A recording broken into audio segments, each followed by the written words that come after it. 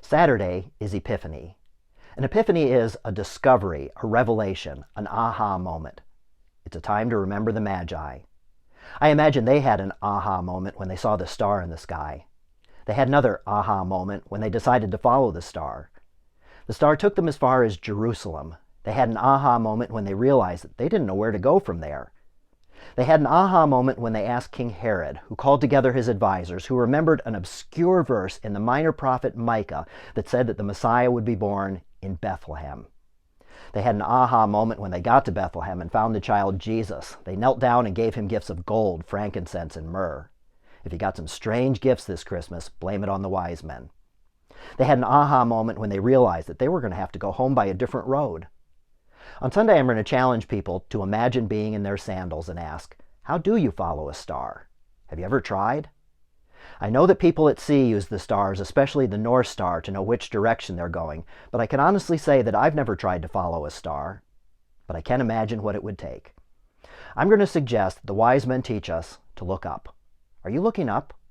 And I don't just mean physically, but how is your perspective? There must have been millions of people who saw that same star but didn't do anything about it. Do you think that there are times when God gives us direction, but either we don't notice or we notice and decide not to do anything about it?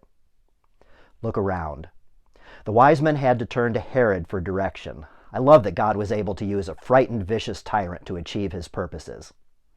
Don't you think that's often the way that God works? God gets us pointed in the right direction and then leaves the particulars up to us and uses the most unlikely people along the way. And look out. Herod had wanted the wise men to come back to tell him what they had found so that he could get rid of Jesus.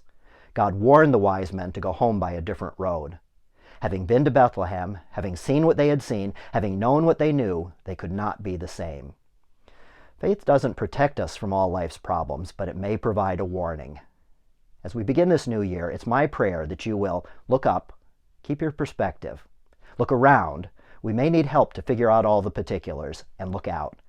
Faith doesn't protect us from all life's problems, but it may provide a warning. This is our Thursday, January 4th edition of a video series we call Stronger Faith. May you have an insightful epiphany.